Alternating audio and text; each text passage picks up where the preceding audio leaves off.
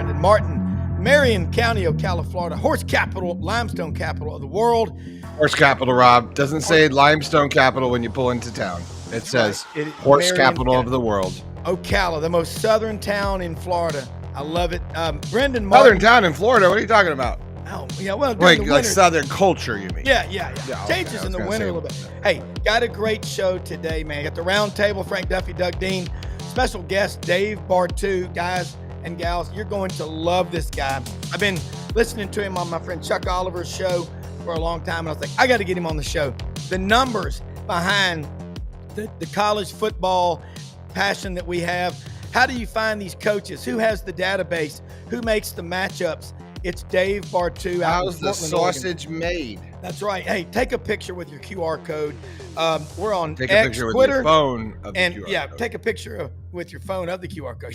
We're on Twitter, YouTube, Facebook, Rob's 7 on crack channels. this morning, actually. Yeah, simultaneous. That did Jamaican Me Crazy and Pecan Coffee from Shadrack in Jonesboro, Arkansas. I know. I want him as a sponsor. Hint, Apparently. hint. Hey, let's get started, guys, and bring everybody in here. The best 60 minutes in college football, SEC. Dave Bartoo, let's get going here with you now, and Doug Dean and Frank Duffy. Dave, thank you for getting up. Now, Doug Dean, you know, and I think hopefully Doug will be back in with us. But Dave, you're a big hunting guide. In addition to doing all these numbers for college football, I love it. The elk, and I think that people, and I said, you know, connect the dots. How do you find these coaches, these assistant coaches, head coaches? How do you find everybody to put a staff together? And somebody's got to have a database. And I hear you waxing eloquent every Tuesday with Chuck Oliver. And Doug, just so you'll know, Dave is a big-time hunting guide out in the Pacific Northwest. He's an Oregon Duck. And one time he was late coming on Chuck's show. He was out on an elk hunt deep in the wilderness. Man, you're already batting 1,000, Dave. Welcome to the Friday Roundtable, man. Glad to have you on here. No, I think my best elk hunting story, because usually I'm bow hunting all of September. I got to admit, I don't watch a whole lot of college football. Now I watch the scoreboard. Don't get me wrong. You know, even at 8,000 feet, I can hit refresh and get a scoreboard. But there was one morning, it was just last year, I get an SEC AD call me. He's like, "Hey, Dave."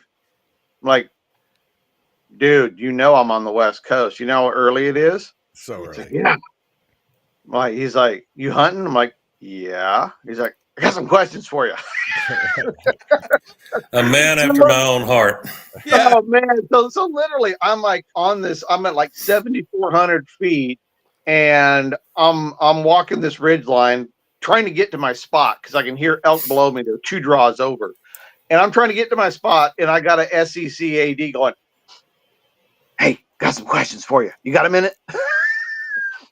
Hey, those D-backs don't coach themselves now. I'm sorry about your elk hunt, but we need a D-back coach. No. It's great. Dave, Doug Dean of Birmingham. We could hijack this whole show and talk bow hunting, but my favorite visual, at least, was overlooking axis buck hunting in Hawaii, the island of Molokai, overlooking the South Pacific. That's some elevation there too.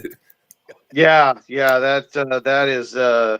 Yeah, we could totally hijack this thing with just elk stories last year. So I appreciate that. Dave, I want to get started. You've got relationships with, and we're going to focus really on the SEC, but you're an Oregon Duck, and you talk about some passionate fans, Autzen Stadium. I've been watching them since the days of Rich Brooks, and then Mike Bellotti, I thought, was a great coach those 14 years. And then you go on to Chip Kelly, Halford, and that Mario. All the way back to Coach Fry. It's been a while. So talk about, you get these calls, hey, we're trying to put a staff together. And talk about your database that you've built and what you do for colleges all over the country. Yeah, well, it started with colleges about 10 years ago.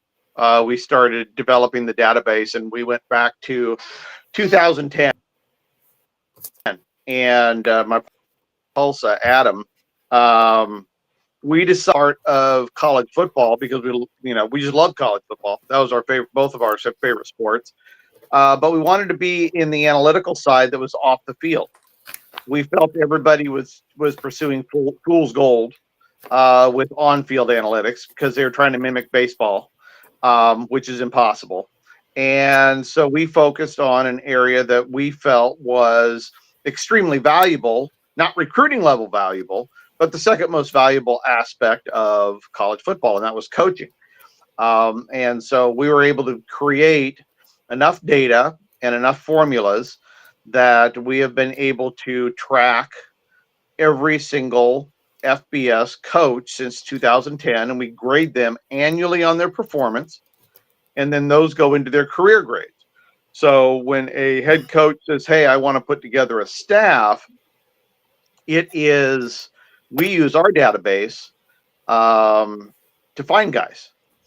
Specifically, though, we have found, I always dreamed it was that guy in the middle of nowhere that coach didn't know about, right? They don't like guys they don't know about. A whole lot. Every once in a while, I'll get a head coach that says, look, I'm stumped. Give me the best guys you got because I got nobody else on my list. It happens once in a while, especially when it comes around budget time, right? You get down to that last guy. I have X amount of money. I can't go hire the $1 million guy I want. So give me an up and comer that I can afford. But normally we use our information. I got no idea who you're talking about. I got no idea who you talking about. I'm down here on the bayou. I ain't got no idea who you talking about. Yeah, well, you shouldn't have any idea who we're talking about. We try to keep our secrets close, especially our SEC secrets. I don't need Sankey sending his guys to me for talking about his coaches. So, but normally, when we're working on a staffing project or a single one, staff just calls and says, hey, guys, I've discovered that our main job is to get them off the bad ones. Right? It's not finding the good coaches. We can all find good coaches. It's getting them off the guys that have performed poorly over their careers or less than everybody else. So normally a head coach will send me a list, 5 to 10 guys, and we'll come back in order and we'll say, here's your top tier, here's your second tier, here's the guys. If you get down to here, we're all fired. Okay, so don't call these guys, just focus on these top ones. And the goal really is efficiency. We're a filter to take off the guys that can't make the staff or probably shouldn't be on the staff. It's not a perfect situation, but the ultimate goal there is to avoid the problems. You want to talk about hijacking the show. If I pose the question, can you think of a time where coach made a decision on a hire that turned out to be a disaster? One guy that was avoidable to screw up the program, right? We could go on about that for days. So from a coaching standpoint, then we elevated ourselves into the NFL. And now we have every NFL coach since 2000 in our system. Now we have every FBS coach and FCS coach in our system since 2010. And so arguably, it's not even arguable, it is the single biggest analytical database of college and professional coaching grades in the world. Dave, talk to me about how much AI is playing in your role now with crunching the numbers, and are you utilizing any of that right now? Yeah, we actually, the first time we used AI wasn't on coaching, it was on player evaluation. And so one of the new things we're rolling out next week, ironically, with an SEC program in the SEC, we're rolling out a early player identification system within their state to try to keep more kids in the state early. But it started a couple years the East football team that I was working with on coaching. And one of my personal passions, being the data nerd that I am, I've always tried to crack the code of the NFL draft. Is there something in the patterns of the draft that allow me to be able to project these guys? And I noticed that this NFC East team we were working with, I asked them, why are you so bad in undrafted free agency? And it just so happens that was the area he was in charge of. And so, but he asked why, and I showed him. And so what I did is I was able to get almost 5,000 pre-draft workouts from them. And I ran it through AI. Mm-hmm. And what it pointed out is their errors in the draft were when they were focusing on guys with one or two elite talents, right? Instead of full body athleticism, they were looking at specific traits. A good example, Georgia, right now, like their tight ends. Okay, if you can't run 20 miles plus an hour on catapult, you're not under consideration. Well, this is the kind of stuff that NFC East team was doing, and they were failing at it. And so that was what, and so it got us looking at full body athleticism, which highly correlates to starts per player in the draft. Why do you think why were they failing, Dave? They were failing because they were it was two things. They were looking at an elite metric or metrics in a player because of selection bias, right? The scouts would be like, hey, Rob had elite size and reach, so let's go find other big guys with elite size and reach. Well, Rob happened to be elite at everything, right? So there really wasn't a correlation there. There was a bias because those guys exhibited specific traits and they narrowed their focus too much. And that's why they failed. They were looking at specific select traits at the end of the draft, rather than looking at the full body athleticism because of what AI found in their behaviors. Is that because you're just able to layer more data and stack it on top of each other and saying, because now we have that ability, clean data in, clean data out, that kind of a thing? Yeah. What we're able to do there is with AI is data in, data out. Your quality is only as good as the quality that goes in. Okay. And so we were able to get a hold of over 5,000 pre-draft private workout data sets, okay, which is like 85% of everybody that's been drafted since 2000. And we were able to pull out nearly 3,700 that had full body workouts. They did everything, right? The bench press, the 10, the 20, the 40, the vertical, the broad, the cone, the 5, 10, 5. They did everything. And then we were able to work with mathematicians in kinematics at MIT to come up with a full body measurement of total body athleticism. And it was because AI identified that singular elite traits and able to come over and create a model that allowed us to identify total body athleticism. And then we were able to take that and move it into 15-year-olds, 14-year-olds, 12, 13. So if I have combines in anybody's state, right? If I'm in Florida, if I'm in Georgia, if I'm in Alabama, if I'm in South Carolina, Louisiana, Mississippi, if I'm working for any of these SEC teams, Texas, right? And they're out there telling these high school coaches to run our combines and get us the data, I can project who is and who is not going to have the athleticism to make that roster before these kids are even in high school. One last question. I was this important juncture here, and I'm sorry, guys. I've just been waiting for this interview.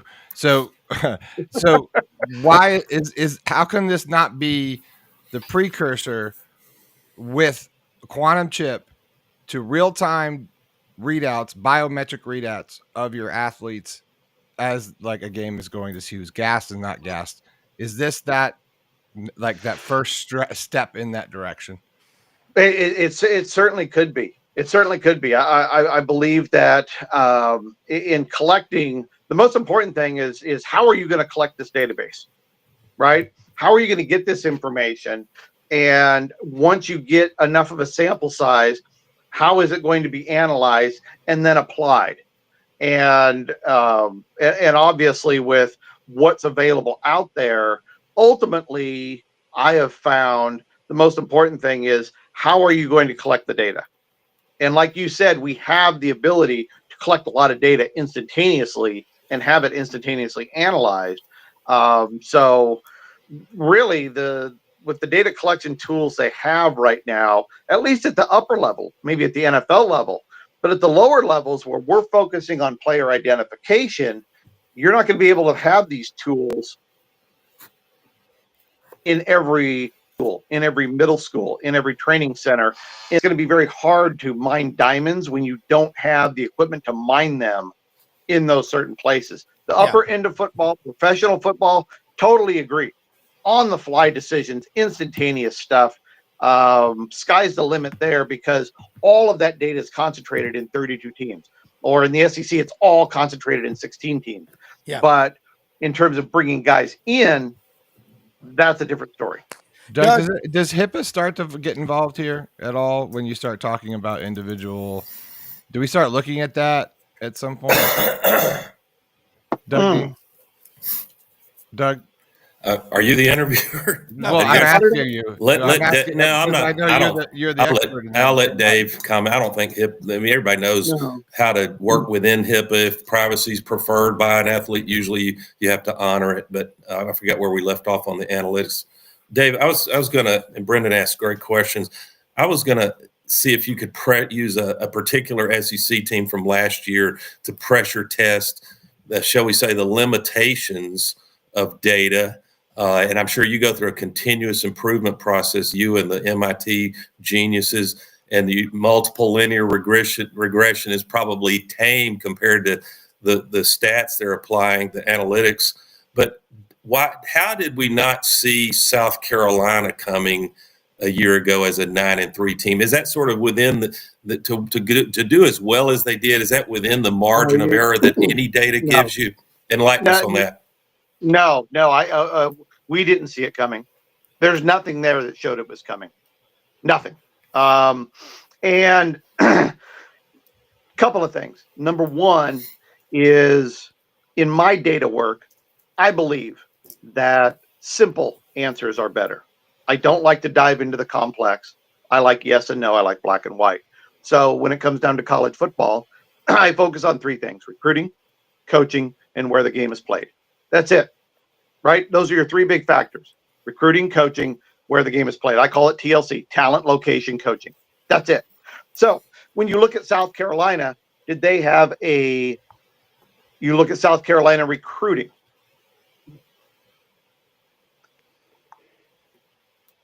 They run in the low 20s, right? In the SEC, that's the middle of the road, right? So right off the bat, we expect a middle of the road record.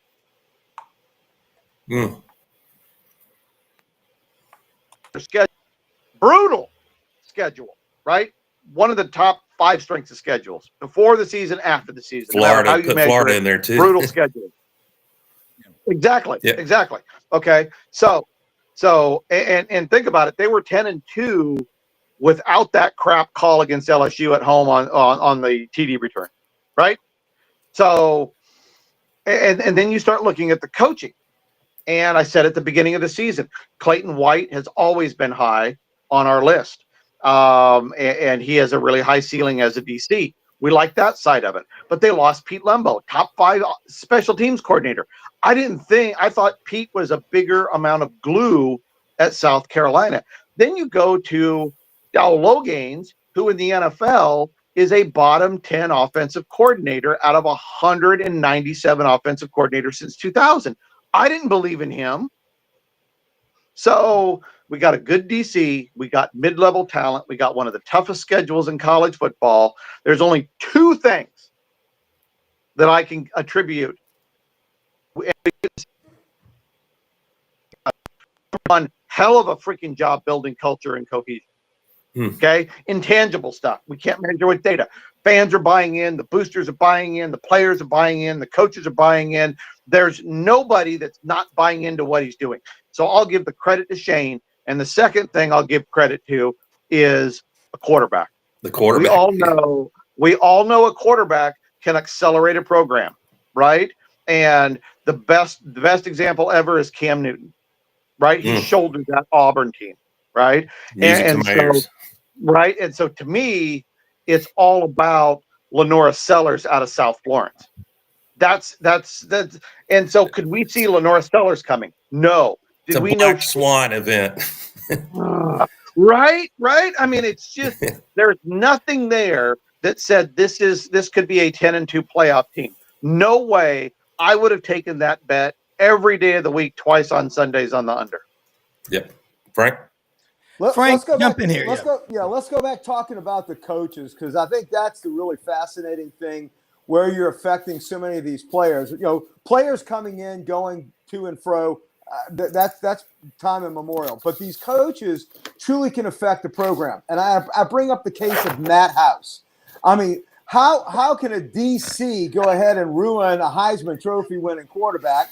Well, you give up 40 points every friggin' time you go out. It doesn't matter how great your Heisman Trophy quarterback is. My question to you is, what is your best examples of this addition by subtraction? If you would have taken out a hire on the defensive side and a hire that was made on the offensive side, say in the last 10 years, what could have happened to those two teams? What is your biggest offensive and what is your biggest defensive blunder coaching years? Oh my God! Because I'm telling you, our offense was incredible. It's statistically better than the Joe Burrow year. Okay. Let's rewind. That is a really big question. That's a big question. B, I'm a pessimist, so I think there's thousands of examples how coaches have effed up. Okay. House. Okay. On this 2 years ago, before LSU with Matt House as a defensive coordinator came out, I would have told you, and I said it on the air all over the South, that is the worst defensive staff in the SEC. Matt House is below average, and everybody supporting him is below average. That coaching staff stinks. Okay? It was as bad as what was at Mississippi State. Those were your two stinkers, unequivocally, to start the season 2 years ago. Rob and Doug can tell you 4 years, and I don't even have an MIT staff.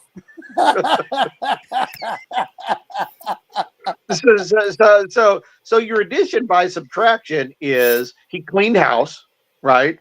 And then he brought in Blake and a whole bunch of other guys. And so obviously there was an upgrade, but I don't think it was as big as an upgrade as y'all think it was. Right. Well, anything is better. And I agree. I do agree. Blake, he's got some work to do. Now, let's bring up the other one. How about Potato Boy Harsin at Auburn? Who in the hell was in charge of that thing? I mean, you've got some stinkers in the last decade in the SEC. Not him and everybody thought everybody thought Billy Napier was going to be the Spartan church, but he actually righted the ship. Dave, Frank is here to visit all our pain upon us on a Friday. Dr. Payne. It's all cool. It's all cool. So, but there's always an example. Remember how I said earlier, our job had decision, right? And so if I was working with the Brian Kelly, I would have steered him away from Matt House, right? My other concern now is you lose Denver, who's a largely has no experience. That was a huge loss. You're LSU. Yeah, no, I agree with You're LSU. You don't go next man up. You don't. You go get best available. You got the money. Yeah. And you go get it done. So I think and with Brian, if you look at his career, massive hit. It was a massive hit. And then you talk about your Black Swan event. Not only did you lose Denbrock, you lost your Heisman Trophy winning starting quarterback who had 4 or 5 seasons under his belt. So it was a mess. And then you went next man up as you're cleaning out the defensive side. It's just the offensive defensive pairing at LSU is not up to par with the talent. LSU has more starts in the NFL in the last 10 years than anybody else but Georgia. The talent's there. The talent's always there. LSU should constantly be in the conversation with national championships, but you are not winning national titles with 3-star DCs and 3-star OCs. Period. And that's been the case since 2004. Yeah. Since Dave, do you 2004, discount at all for you've got a DC or OC that the data tells you they're top notch? I don't know the verbiage you use, but do you discount for them simply being in their first year at a new program, the chaos, the disruption and change, the variation? Oh yeah. Yeah, we do not give a full grade to any coach at any position until they've been at that position for 4 years, right? So we intentionally push them down because what we don't want is one-hit wonders. We don't want Doug Belk coming out his first year and dropping a top 10 defense and everybody going, oh my God, this guy's the next Kirby Smart. And then the very next year with the exact same guys has a bottom 10 defense, right? So we have to take into account time and sample size. We also have to take into account the talent you have versus the talent you face, right? So if you're a DC at Vanderbilt, DC at Georgia, well, the better DC is the guy at Vanderbilt, right? So we have to keep that into account. And then we also keep into account progression and regression, right? That first year, Mark Helfrich, right in my backyard, he looked like an all-star head coach, right? He took him to a national championship. And then the next year, they were worse and worse and worse. His whole body of work looks good, but it regressed the entire time. We want to find the guys that are progressing through the numbers, even though on average they may look the same as, let's say, a Helfrich. Let me ask you about Texas. Okay, who is projecting up right now? You're projecting up, projecting up. North DC. Carolina is going to rue the day they didn't hire John Summerall, dude. Rue the day. I'm telling you. Tulane, yeah. No kidding. No kidding. Absolutely out of their freaking mind to not hire John Summerall. Yep. That is the best risk in the group of 6. He was last year. He is right now. I will go to bat for John Summerall. Even if he failed at the Power 4 level, and he's going to get there, I would take that bet and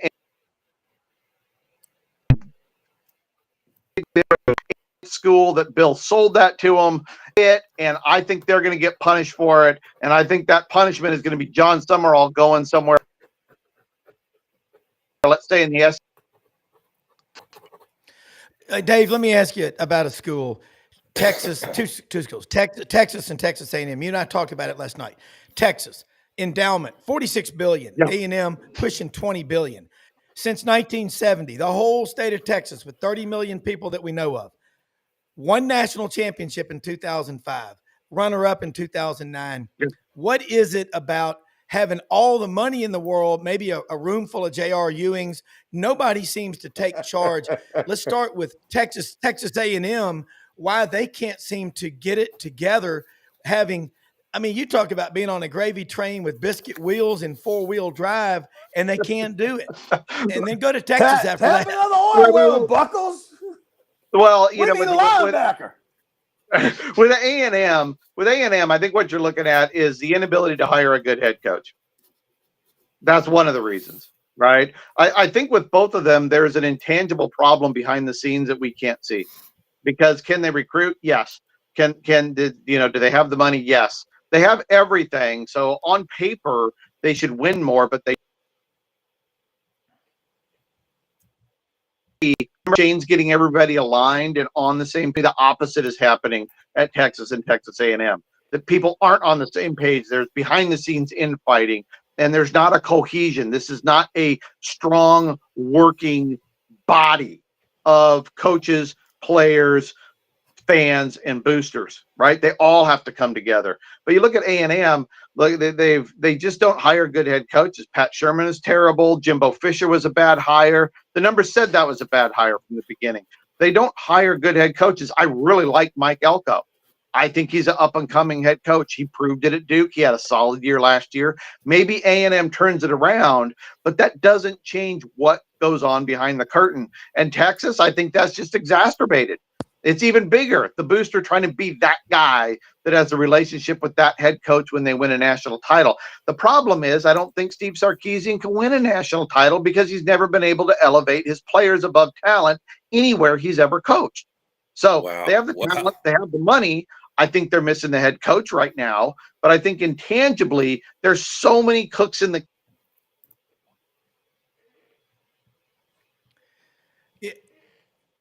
a lot of cooks in the kitchen. He's back. Yeah, Dave, you're saying there's too many cooks in the kitchen? Yeah. At Texas, there are probably just too many cooks in the kitchen, and there's nobody there strong enough. Saban was able to get all the cooks together at Alabama. You have to have a very, very, very strong personality to get everybody on the same page. Saban definitely had that. Pressure test again. This is fun. I'm gonna test your discipline of objectivity and circle back to Oregon. I'm a big Dan Lanning fan. He was on my short list when Auburn hired Freeze, but Lanning, I think the price tag was just out of reach. But what are you looking at? What is the data telling you for Oregon? Because they're stacked with talent. You could debate, does the season they play get them ready for the trenches in the war when you get in the semifinals and past that in the playoff? That would be true of anybody that's playing. But what does the data tell you about 2025 Oregon, and is this a year they could make a big breakthrough? Of the 2023 Duck team, I know they were number one, but by the numbers, they were never a national title contender last year. They never were. They weren't good enough on offense. They weren't good enough on defense. They were an elite team, but they weren't super elite. They weren't top three. Every national championship winner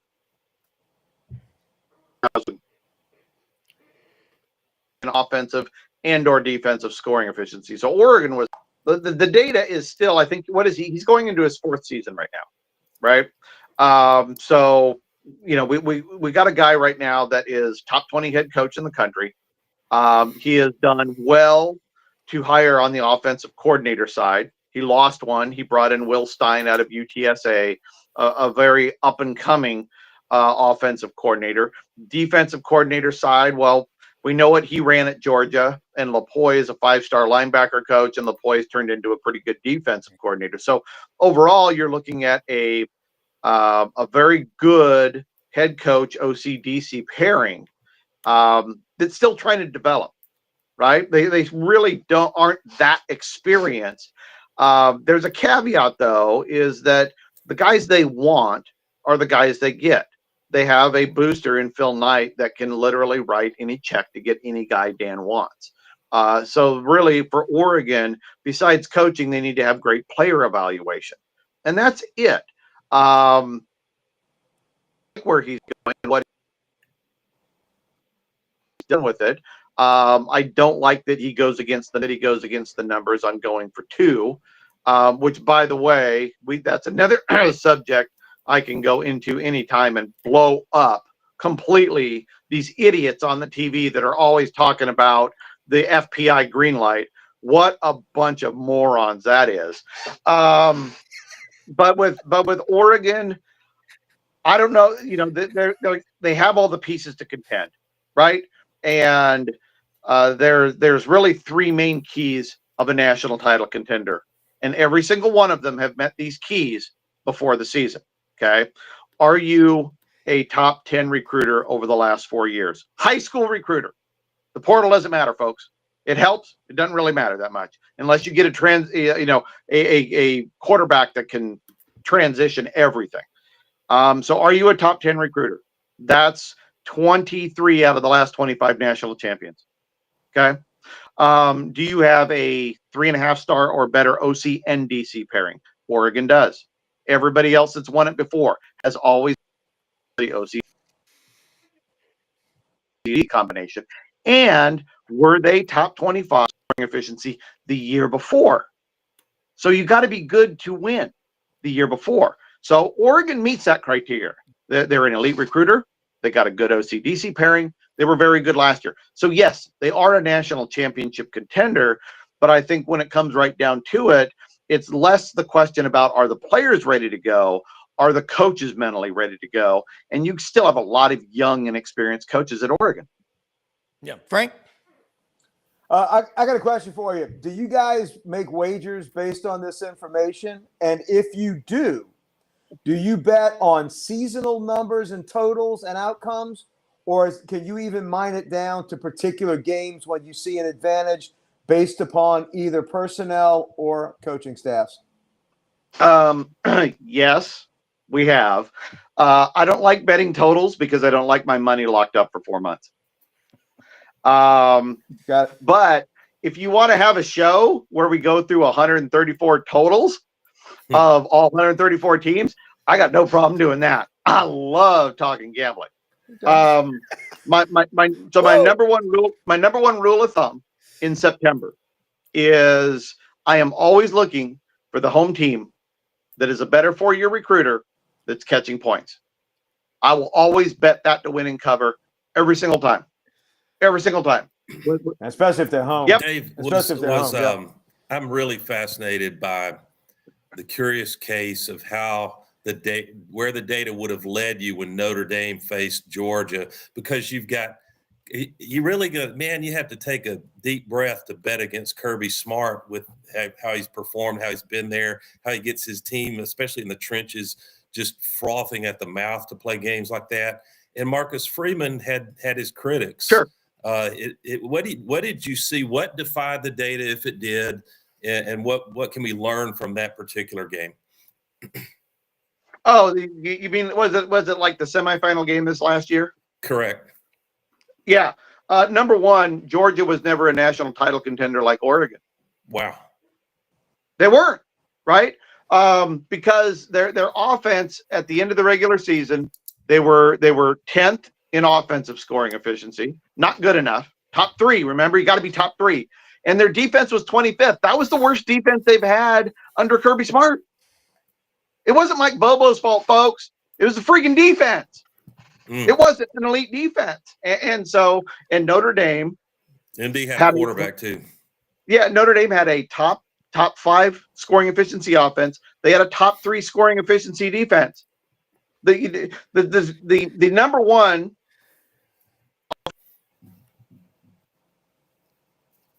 and scoring efficiency combination last year was Ohio State and Notre Dame. So people look, and I get it. Who wants?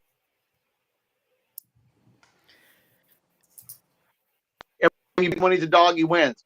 But in this scenario that was better offensively and better defensively, they were a better team. Now, Georgia still had more talent, but I think finally that defense not playing up to Kirby Smart level defense finally caught up to them. But it just wasn't a good overall team last year. And I think one of the problems is too many fans get caught up in stupid ass strength of schedule. It doesn't mean anything. There is no correlation to strength of schedule and winning a football game. None.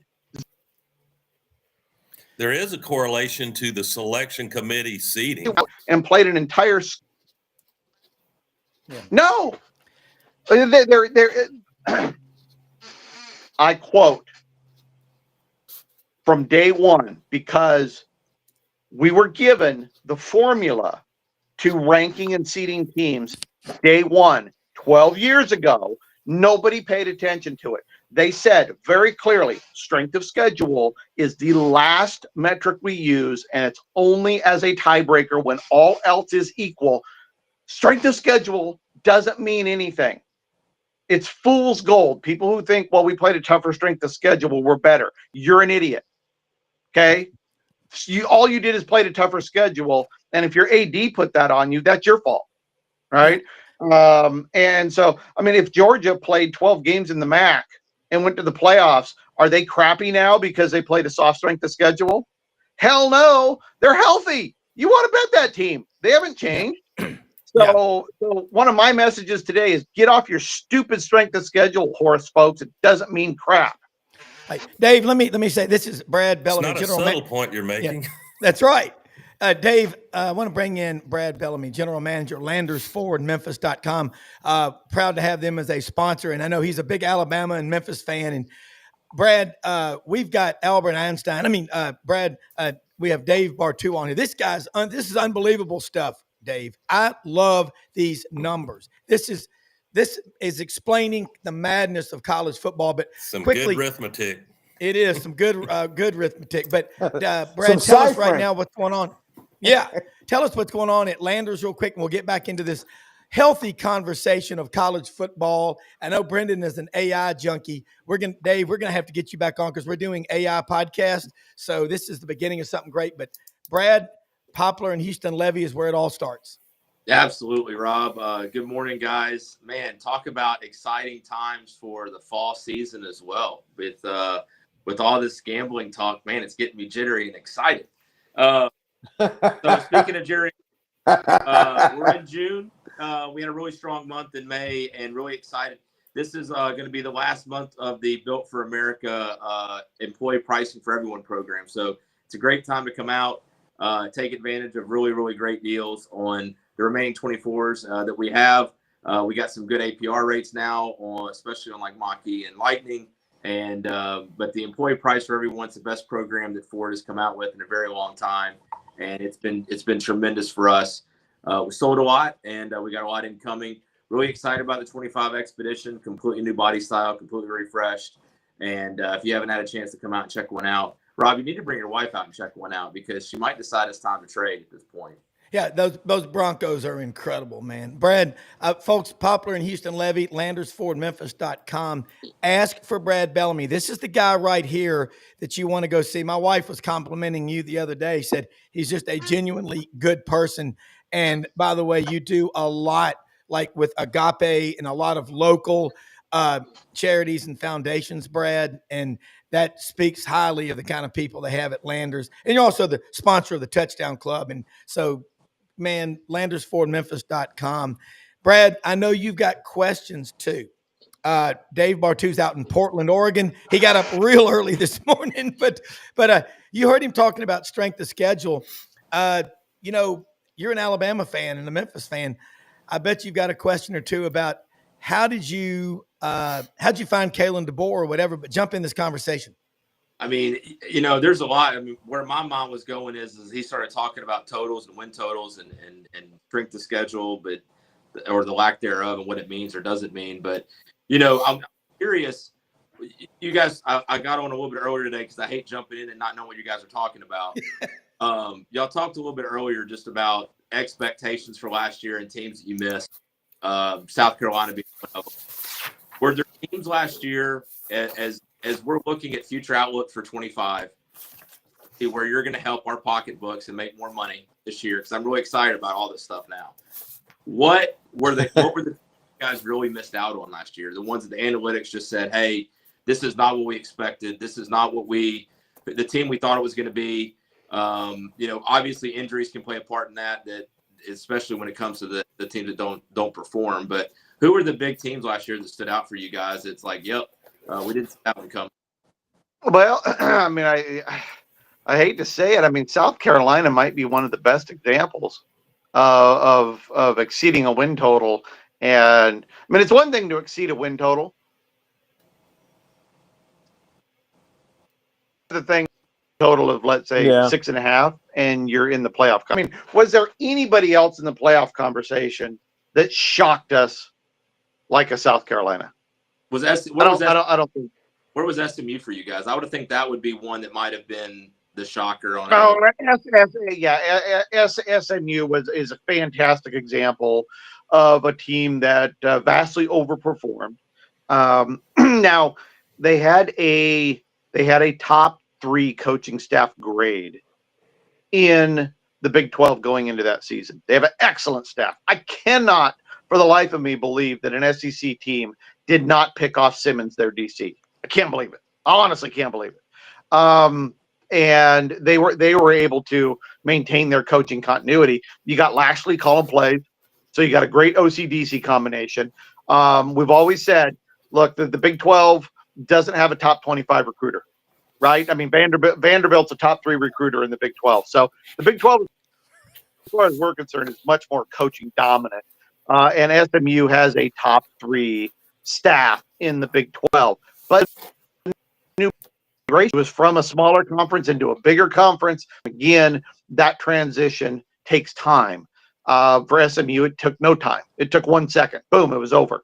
So SMU was an extremely bright light above expectations, in the same way that Florida State was probably the biggest low light we've seen maybe ever in college football. But, you know, on the plus side, yeah, you got your SMU and you have your South Carolina. Yeah. And at some point, that was really beyond expectation. Frank? What were you showing for college? Yeah, Dave, do you have ever an agent of some of these coaches ever reach out to you and offer you a nice Bohemian junket or a Hawaiian vacation to upgrade their coaches in your eyes? Have you ever had anybody reach out to you from an agent standpoint to try and increase their guys' grading with you? No, but I've had similar things. I have had agents ask, "Can you put this out about Coach?" No, I've never put anything out. Misinformation. They go against the numbers. I think the biggest example, the biggest reason agents don't work with us is because half of their guys are pretty good, and they love what we have to say about half their guys. But they don't want an athletic director going, I got a report on Danny the last time Rob, and he doesn't want to give it because it stinks. And so unless an agency has all good coaches, they tend to stay away from us because we don't pull any punches, as I think you've maybe figured out in the last hour. Yeah. Yeah. Brad, you had a follow-up, I think, and then we'll go back to Doug right after that. Yeah, I was just curious where Colorado was on the spectrum last year for you guys. Is it one that you guys, I mean, that 4.5? Oh my God, dude! How did? I mean, I know Hunter won the Heisman, but come on, Shadur made Pat Shurmur look like a rock star. That's got to be worth a Heisman. Got to be. Colorado would be a third one that was pretty inexplicable with the use of the transfer portal, with the number of guys that they take that transfer down, with the quality of the coaching staff. Now at Colorado, I think a guy to look at is watch out for their DC. That was his first year last year, and it was awesome. So when it comes down to diamonds in the rough, if you're an SEC fan, watch that DC.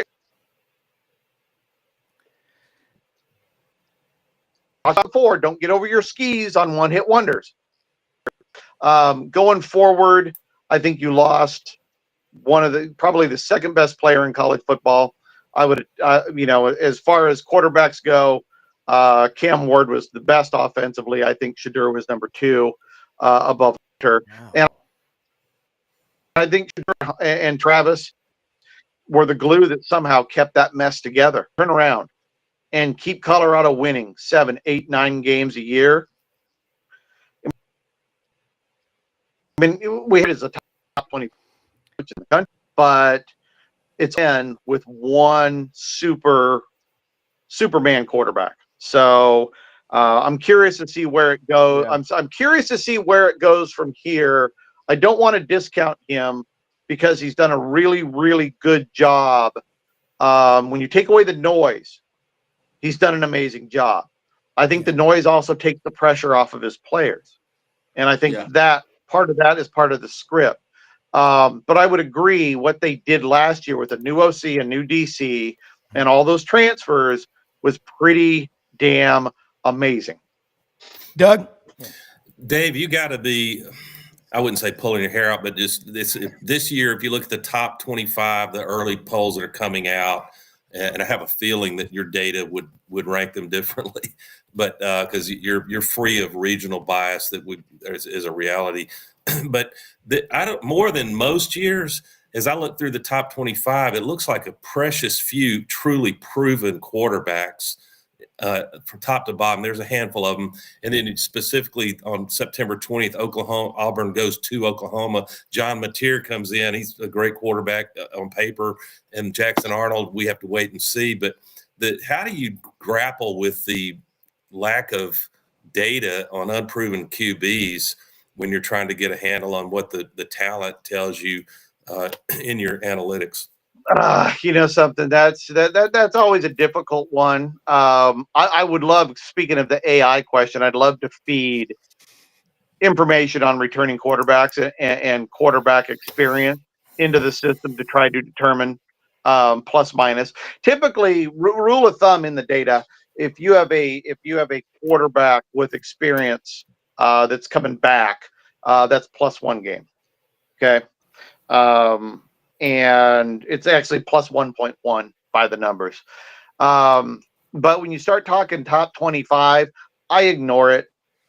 You know, it's just for talking. None of it means anything. That's another thing, like strength of schedule. Fans always go off on, oh, the preseason top 25 influenced the vote. No, it doesn't. Eventually, winning matters, right? Yeah, you see Georgia top 25, and then you see the committee with them in the top 25. Oh, man, the committee must be using preseason rankings. Are you that dumb? Yeah. They've never done it. Hey, Dave, do you factor in venues for the games, like home field advantage, whether it's day or night and that sort of thing? No, do you factor any of that in? Not day or night, but we do factor it in. Remember, I always said at the beginning, location is important. Okay, but it's not as important as everybody thinks it is. I'll give you a home field stat. This is gonna blow your mind. Okay, everybody thinks so. When you watch a game and you see false starts, you would expect road teams to have a lot more false starts than home teams, right? But when you look at the numbers, you would expect.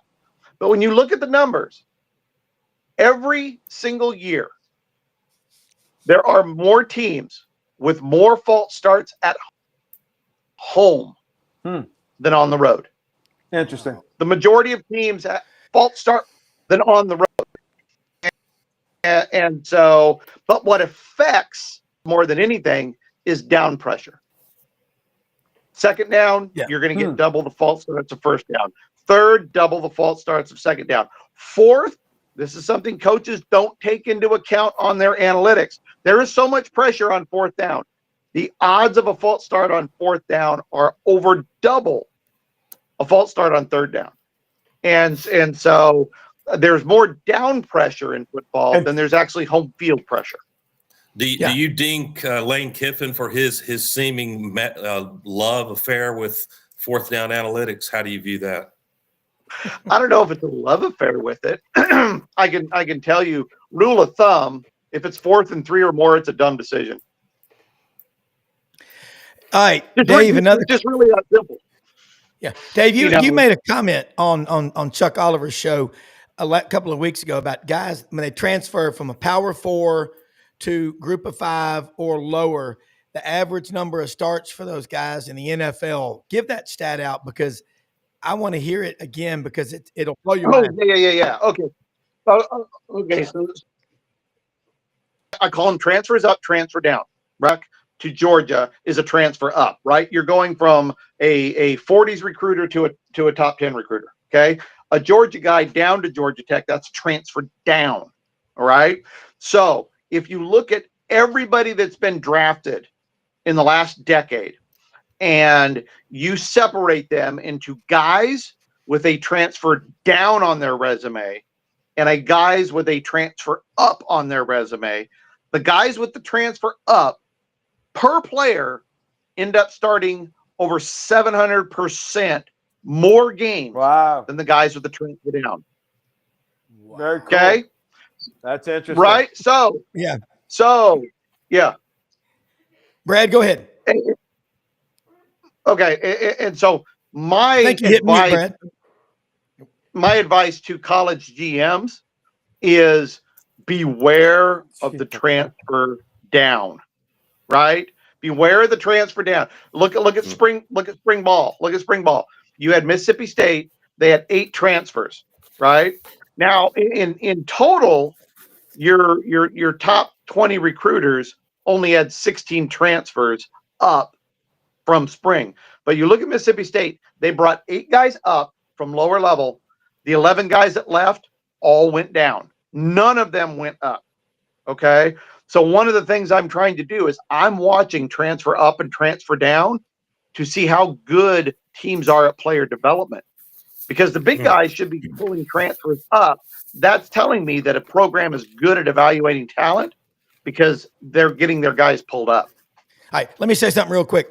Our executive producer, Brendan Martin, said we get to go an extra 5 minutes. It's called LandersForwardMemphis.com Overtime. This is unbelievable stuff. And I got to tell you, Brendan and I are going to get you on the AI podcast. We got to get you to meet Dr. Ali at Auburn, Dr. Reed, the assistant to the provost at Florida. They did an SEC AI panel at Media Days last July in Dallas. Brendan got me to go. Watching Brendan there was like watching Chris Kyle give somebody shooting lessons, American Sniper. It was unbelievable to see Brendan because of the way his brain works.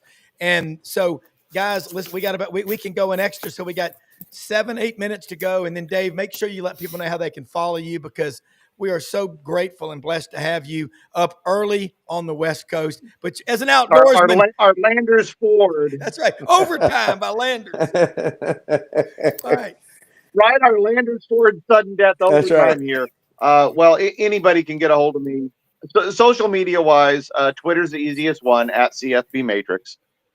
Pretty easy there. But if you got whoever's listening, if you're a fan, if you're a coach, if you're a collective that wants to roll out the new player identification program that we've started, you can just hit me on my text. Okay, you can text me 971-217-8419. Be nice, but I love talking college football. So I'll take all your questions and comments off the air with that one. I need 2 predictions from you. Natty winner, and Heisman. I want a chalk pick, and I want a long shot pick of both of those. Who you got? No, I'm not ready. I'm not ready for a. I'm gonna count you. Is it? Look, the national early summer. No, I don't have a national championship lock, because this year there are more teams that have good OCs and DCs that are a top 10 recruiter, that did very, very well last year. There is more competition. Last year there was only 4 teams. It was Oregon. Coming into the season, it was Oregon, Georgia, Ohio State, Texas. Those were my only 4 competitors last year. And usually it's 4 to 6. This year there's 9. It is the single most wide open national championship run in this century, period. Now, as for the Heisman, here's my rule of thumb. Do not bet. There's 2 things I do not bet on. Do not bet on a team that you do not expect to win 9 games. There are 0 Heisman winners this century that weren't on a top 25 team. If you can't see him getting to 9 games, do not bet that guy. Okay. The other thing is do not bet the guy with a crappy offensive coordinator. Do not bet him. Okay. And if you have a question, if I think he's crappy, I just gave you the text line. You can ask me, but don't bet on the guy with a average or below average OC and can't get to 9 wins. Those are your 2 lines in the sand. Whatever the guys that you find that can be a top 25 team and have an excellent OC, those are the guys I would be betting. Then when you add my metric, which is the last name of the quarterback, Arch Manning, I'd bet on Arch Manning, because if he's got Sarkisian can dial up some plays. I think I would be shocked if they don't win 9 or 10 games, but I don't think they go undefeated either. Dave? No, no, and Sarkisian's top 3 offensive coordinator. So I mean that makes sense. How many guys have won the Heisman never taken a college snap before though? Fair, yeah, fair. Yeah. How many get the You know, development of Peyton Manning and Archie Manning? yeah, Okay. I don't believe in that crap. I I don't. love your honesty. I don't believe it rubs off. Shamed again by Yeah, the I don't believe college it rubs football off. matrix. No, I just something. I mean, I'm sure there's an element of it rubbing off, but snaps are Yeah, snaps, baby. fair. Snaps are snaps, and he hasn't taken one. So he might end up being great, but I think I think for as much of the positive that Peyton and Eli and Arch are on his side, I think having that last name There is is a lot pressure. of big pressure negative Fair. as well. One more question. Offensive line. Nobody seems to have a dominant offensive line like it used to be. You're moving these guys around. It takes a couple of years to develop an offensive lineman. You go from a 3-point stance to a wide or whatever. Yeah. How do you learn that stuff if you just stop, as Chuck says, for a cup of coffee and one semester? I mean, I think that's a problem. And if you've got an experienced offensive line, you've got a big advantage, I would think, going out of the gate. Continuity is one of my favorite words in college football. Player continuity, coaching continuity, roster continuity. Okay. That's why like a Colorado is such a surprise to me, is because they lack any continuity whatsoever. They still win above average for their talent. But for the most part, look at Ohio State. They had great player continuity. They had awesome coaching continuity, and again, this year, there was incredible coaching continuity. Ohio State didn't lose any guys. Georgia really didn't lose any guys. Auburn didn't lose any guys. LSU really didn't lose any guys, right? I mean, Ole Miss didn't lose any guys. They have a top 10 staff. Texas didn't lose any guys. They have a top 10 staff. They have the best 3-headed coordinator group in the country at special teams, OC and DC. So I am really excited about the continuity on coaching this year. But if you're betting on a team to win a national title, look at their player continuity Dave, as well. Am I right, Dave? How many guys did they lose? The coaching data, and I love what you said earlier because I've done it my whole career. Important leadership hires. First, do no harm. Avoid the disastrous hire. But does the data not allow you to be too rosy about Auburn simply because there is a drag on Hugh Freeze's recent analytics from losing? Something when I look at Auburn, the first thing I look at with any program is where's their recruiting been, right? I mean that's it. I mean the number one recruiters in every conference. If you take the number one recruiters over the last 20 years, they have more wins than the number twos, and the number twos more than the number threes. I mean it's linear, and so you look at Auburn, they're probably 6th, 7th, 8th best recruiter in the SEC. Okay, so we're talking 7, 8 wins. Do they have a good DC? Do they have a good staff? They got a pretty good DC. They got a pretty good staff. Hugh has been an excellent play caller. Obviously the last couple of years he hasn't had a quarterback. So I think we get selection bias. I think we got the same selection bias with Mike Bobo at South Carolina than at Auburn. And people forgot how good he was. And he's due. I believe that great OCs, great DCs, when they have a bad spell, they're due. So I think with Hugh, yes, his numbers have gone down, but when you look at the body of work, his ceiling is still very high. So we're going to find out if he got the quarterback for his offensive system really quick. By Oklahoma game. We got a couple of minutes left. Got another question for you. Brendan, want to know, is Billy Napier in trouble at Florida for not having an offensive coordinator? Your thoughts on that? And again, this is great stuff. Thank you.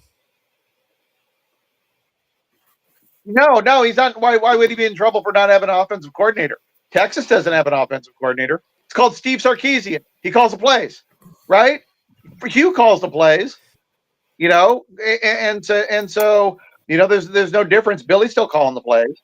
So I mean, I know like Kyle Flood's the offensive coordinator in title. So cool, he makes an extra $1 million because he has that title. He ain't calling no plays for Steve Sarkisian. Look, right? So. No, So I'm good with I'm good with Billy calling plays as long as Lagway's Your on the blunt field. force trauma is refreshing. We love Yeah, it. yeah. I mean, this has been all. We got to wrap it up to stay on that time constraint. But will you come back on with us again? Oh yeah, Right. oh yeah. I'm always Hey, here to support, guys. Well, I'm always here to lights out support. gummies, So, my friend. I hope Go Ducks. I hope the listeners enjoyed this enough to ask me to yes. come back on. They- I know they- you they guys have, did. and thank you, Doug, Frank, Brad Bellamy, executive producer Brendan Martin. Awesome stuff. And look, we will be back on Monday morning. Follow this guy. And I know we had some internet things, but we made it work because the captain of the ship was back there behind the curtain. But man, we're the most blessed country in the history of the world. Most often we see the face of Christ and the least among us. Thank you so much. Follow Dave Bartoo. Your team will be better for it. See you Monday. Have a great Great weekend. weekend, guys. Go- Thanks, Dave. Thank you, man. Go Tigers. Go Tigers. Go Thank Tigers. you.